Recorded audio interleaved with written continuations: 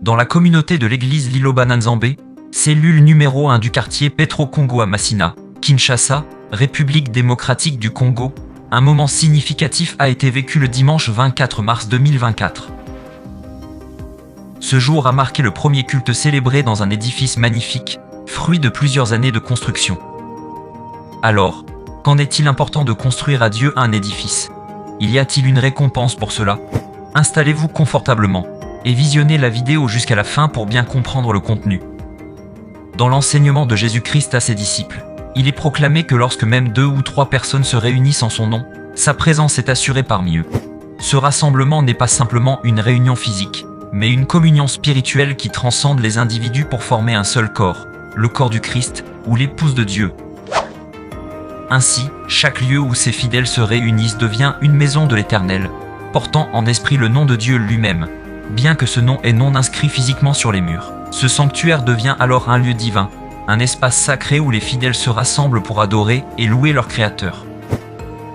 C'est aussi un centre d'enseignement, où l'amour et la compassion sont pratiqués et transmis à la société.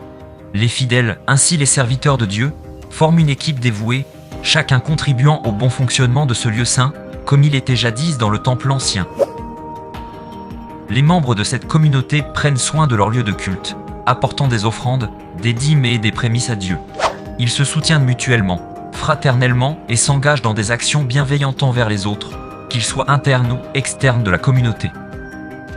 Peu importe les difficultés rencontrées, qu'elles soient d'ordre matériel ou spirituel, ceux qui entrent dans cet espace avec foi voient leurs problèmes résolus par l'intermédiaire des serviteurs de Dieu qui demeurent en permanence. L'histoire du roi Ézéchia illustre la valeur de reconstruire et de maintenir le temple de Dieu. Lorsque les serviteurs de Dieu sont revenus dans ce lieu restauré, leurs prières ont été entendues jusqu'au trône divin, car ils étaient soutenus par les tribus conscientes de leur héritage sacré. Les sacrificateurs et les Lévites se levèrent et bénirent le peuple, et leur voix fut entendue, et leur prière parvint jusqu'aux cieux, jusqu'à la sainte demeure de l'Éternel. Kinshasa, République démocratique du Congo, un moment significatif a été vécu le dimanche 24 mars 2024. Ce jour a marqué le premier culte célébré dans un édifice magnifique, fruit de plusieurs années de construction. Animés par une détermination à offrir à Dieu un lieu de culte digne de sa gloire, les fidèles ont lancé un défi inspirant à leur communauté mondiale.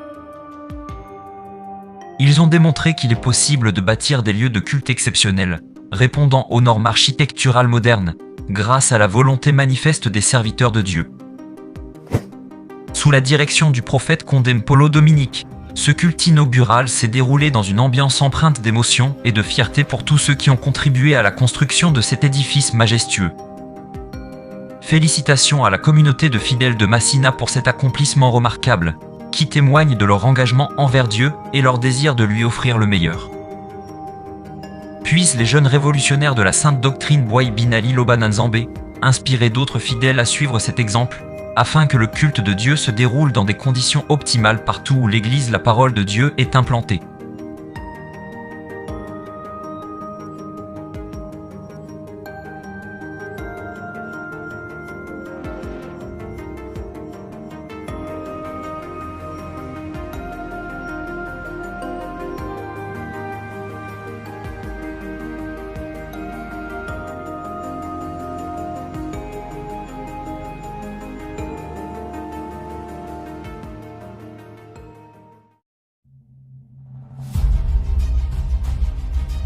Nous sommes les défenseurs influents et emblématiques du message divin prêché par le prophète Dominique Condé sur l'Internet depuis 2010.